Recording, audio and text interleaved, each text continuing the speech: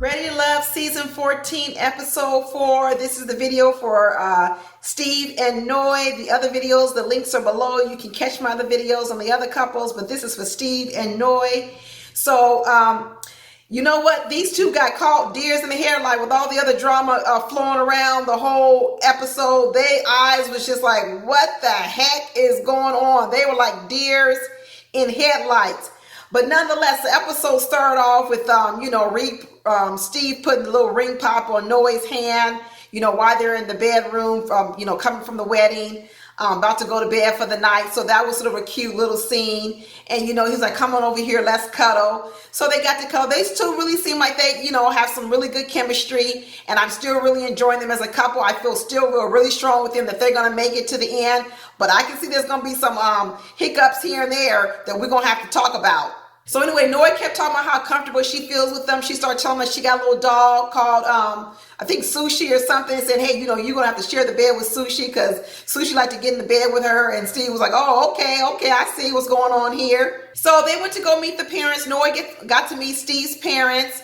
And, for the little breakfast or whatever, she started crying because she was just so excited and happy. And she was saying that her parents really liked Steve as well. And she was saying that Steve is hard to read. And Steve's father was like, well, how are you going to do with this whole job thing? Because, he's a vagabond. All he wants to do is travel.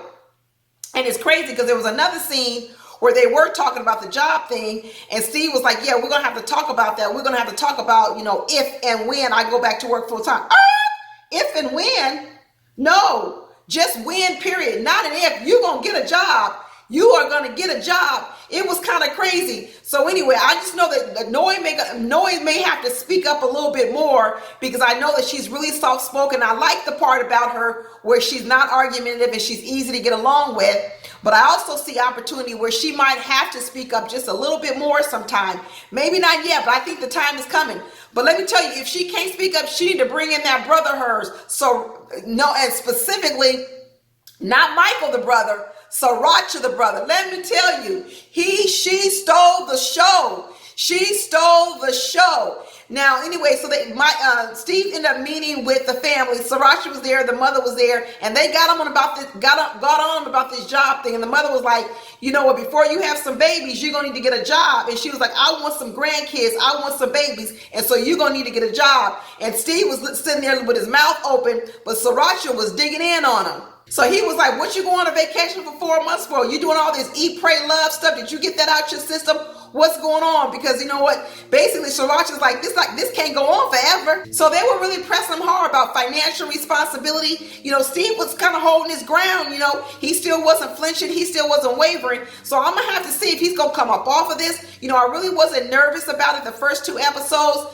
He's starting to feel a little bit too nonchalant about it for me. So I'm going to have to see a little bit of more understanding the importance of it. So I'm not saying that he has to get on it right away, but he's going to have to at least acknowledge that it's something that needs to be talked about definitely more in depth. So anyway, they're outside on the balcony. He calls Noi over, come over and take a look at, this beautiful scenery here in Puerto Rico. And she's really afraid of heights. So she's really timid, but she goes anyway. I kind of like that about her that, she pushed through her fear in order to have a moment with her husband. He talks about he wants to go zip lining and jet skiing and all these different things. And she's like, oh, I don't want to die on my honeymoon. So she's a little bit scary. I know they said that she was really adventurous, but I don't know what type of adventure she'd like to do because I'm into all that zip lining, parasailing, jet skiing. I'm out there. So it doesn't scare me. But it sounds like she has some fears. So hopefully it won't be any conflict because he seems to be pretty adventurous. And it's nothing worse than when you're adventurous being someone who's a scaredy cat. So I hope that doesn't cause any more problems with them. During the whole debacle and craziness of what went on with Lindsay and all of them on the plane and Olajuwon and Katina, these two were just on the side. And I mean, their facial expressions were like, what the hell is going on? They felt really out of place. And I can tell they're probably going to try to distance themselves a little bit because I don't think they want to be part of none of this mess. But anyway, I still feel really good on these two. I still thumbs up on them. I think they're going to make it. But I can obviously see that the whole job thing is not done yet. It's going to take some more time to sort of get through that. But that's it, y'all.